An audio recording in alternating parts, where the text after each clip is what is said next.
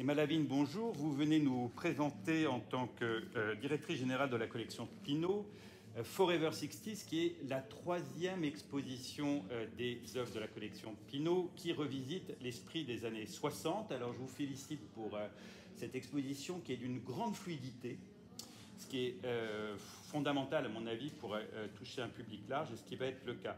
3-4 questions rapidement. La première, derrière le côté pop acidulé, on sent toujours poindre une sorte d'intranquillité, voire d'inquiétude.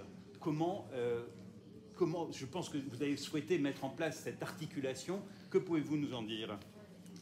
Les années 60 ont souvent été qualifiées à un moment où la société de consommation est en pleine expansion comme des swinging 60s. Donc il était plus facile de vendre, si je puis dire, une image des années 60 sur l'angle de l'accès à la consommation plutôt que de souligner des choses qu'on ne voulait pas voir, notamment la conquête des droits pour les communautés marginalisées ou les guerres comme la guerre du Vietnam aux États-Unis. Donc on a l'impression que ces swinging 60s sont une sorte de magnifique packaging pour emballer et faire disparaître certaines zones d'ombre des années 60. Et beaucoup des artistes dans l'exposition sont à la fois fascinés et heureux de cette vague de liberté, de libération, d'accès justement à la société de consommation avec tout ce que ça peut avoir de positif, et en même temps une conscience, une intranquillité qui font que cette espèce d'image lisse, elle est en train de voler en éclats. Ils viennent puiser dans la publicité, dans les magazines, dans la presse, dans le cinéma, des images iconiques pour véritablement déconstruire certains mythes, dévoiler des images plus tourmentées, à l'image par exemple d'Avdon et de ce regard perdu dans le vide de Marilyn Monroe.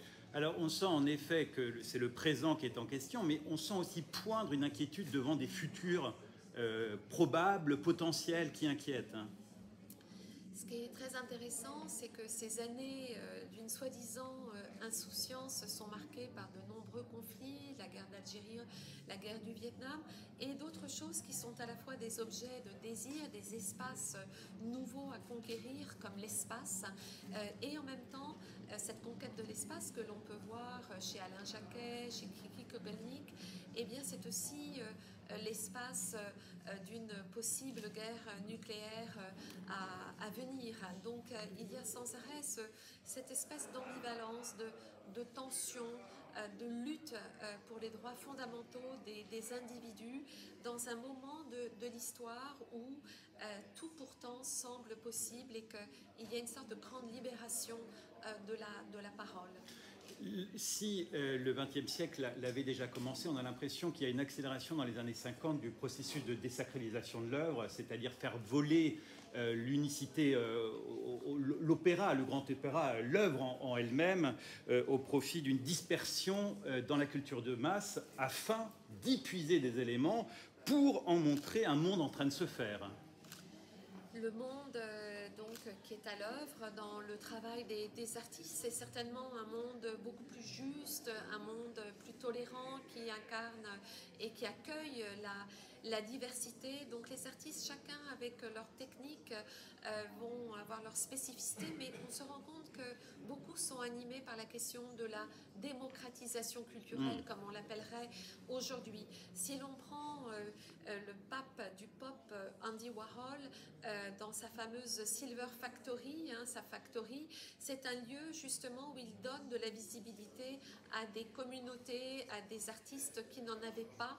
Et donc la question de la reproductibilité de l'œuvre d'art que l'on trouve dans le collage, dans la sérigraphie, dans la photographie, dans la musique, fait qu'il y a ce désir que ce ne soit pas que des produits qui touchent les individus, mais des idées, des prises de position, des prises de pensée sur le monde. Et donc, il y a quelque chose dans la pauvreté presque intrinsèque de beaucoup d'œuvres d'art, quelque chose d'une forme d'une générosité, que l'art doit être partagé par tous, comme on voit que l'habitat devient accessible, les meubles fleurissent avec les nouvelles techniques, les nouveaux matériaux, notamment dans les prix uniques, dans les supermarchés.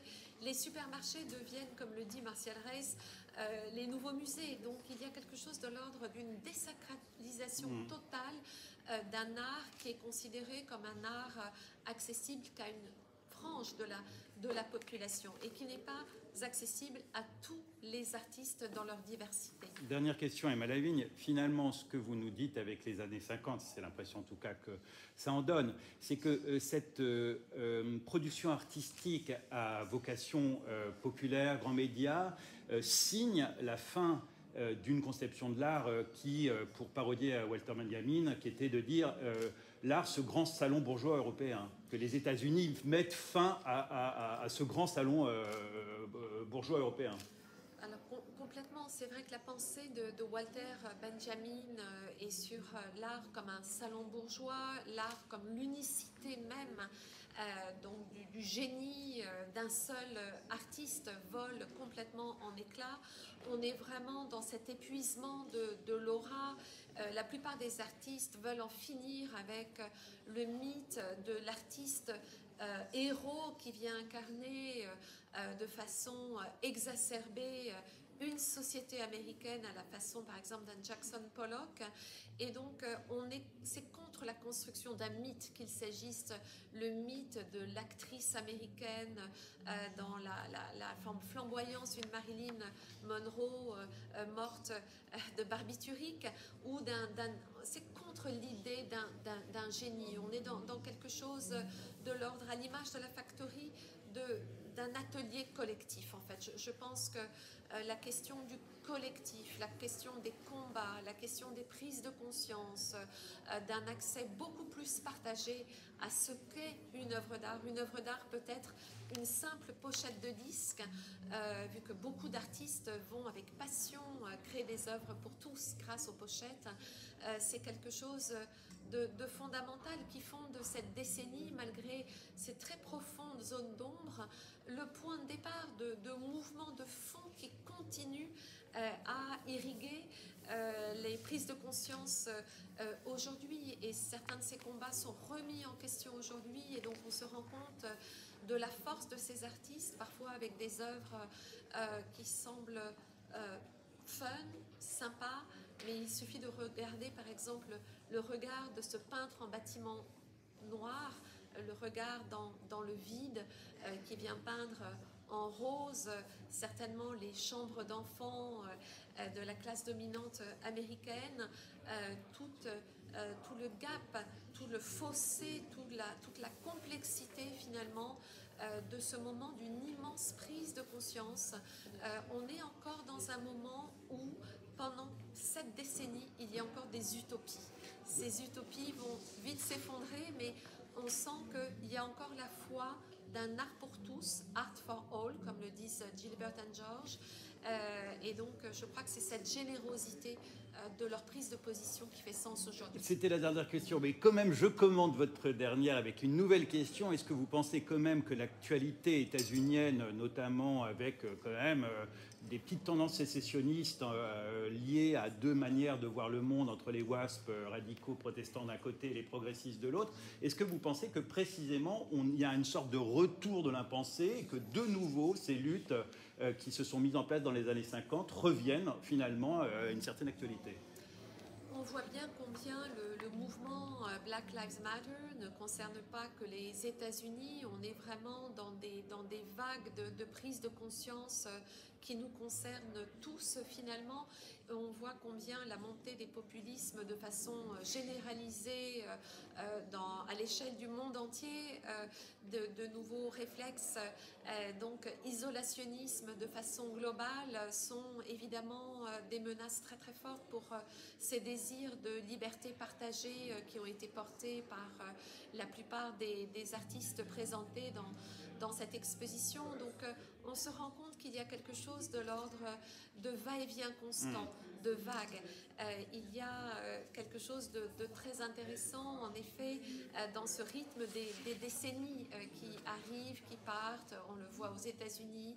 Il y a eu l'élection d'Obama et puis ensuite on est revenu à d'autres types de présidence. Donc on est dans un moment finalement très instable où ces combats, que ce soit les combats des femmes, les combats contre l'homosexualité, la question des droits civiques, sont sans arrêt, malgré la force de ces combats, remis en question. Et je pense que cette exposition avec Tristan Berra, nous avons souhaité la concevoir comme aussi une possible prise de conscience pour tout un chacun. C'est-à-dire qu'il n'y a pas besoin de connaître l'histoire de l'art pour venir découvrir cette exposition, mais se laisser porter parce que l'on connaît de l'histoire, d'où l'importance de cette chronologie. Et par la musique, tout à coup, la musique nous permet de raviver notre mémoire de façon assez extraordinaire. Emma Lavigne, nous vous remercions. En effet, une exposition particulièrement fluide, pédagogique et qui, je pense, peut permettre à des familles, d'un point de vue intergénérationnel, à des grands-parents, des parents et des enfants de venir discuter aussi autour de la question historique. Emma Lavigne, directrice générale de la collection Pinault, Unidiver.fr, vous remercie. Merci beaucoup. Merci, madame.